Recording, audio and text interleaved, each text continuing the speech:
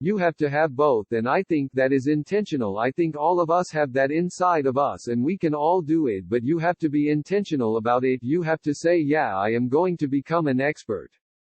And I'm gonna keep my beginner's mind. You can't skip steps. You have to put one foot in front of the other. Things take time. There are no shortcuts, and but you want to do those steps with passion and ferocity. It's easy to have ideas. It's very hard to turn an idea into a successful product. There are a lot of steps in between. It takes persistence, relentlessness. So I always tell people who are who think they want to be entrepreneurs, you need a combination of stubborn relentlessness and flexibility, and you have to know when to bewitch, and basically you need to be stubborn on your vision because otherwise it'll be too easy to give up.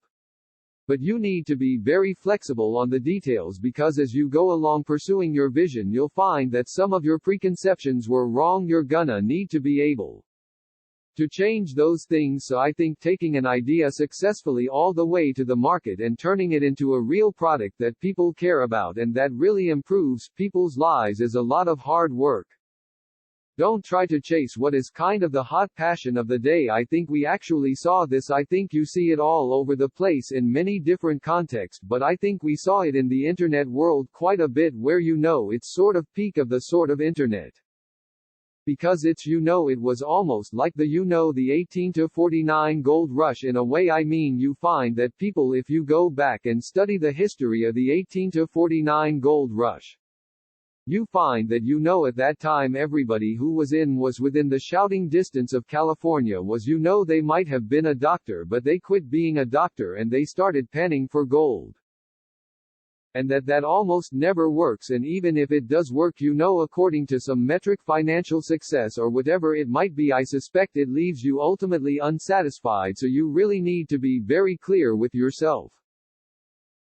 And I think one of the best ways to do that is this notion of projecting yourself forward to age 80, looking back on your life and trying to make sure you've minimized the number of regrets you have. That works for career decisions. It works for family decisions. Do you want? I have a 14-month-old son, and it's very easy for me to, if I think about myself, when I'm 80, I know I want to watch that little guy grow up, and so if I don't want to be 80 and think, shoot, I missed that whole thing and I don't have the kind of relationship with my son that I wished I had, and so on and so on. So if you think about that, I guess another thing that I would recommend to people is that they always take a long-term point of view, and I think this is something about which there's a lot of controversy. There's a something. A lot of people, and I'm just not one of them, believe that you should live for the now.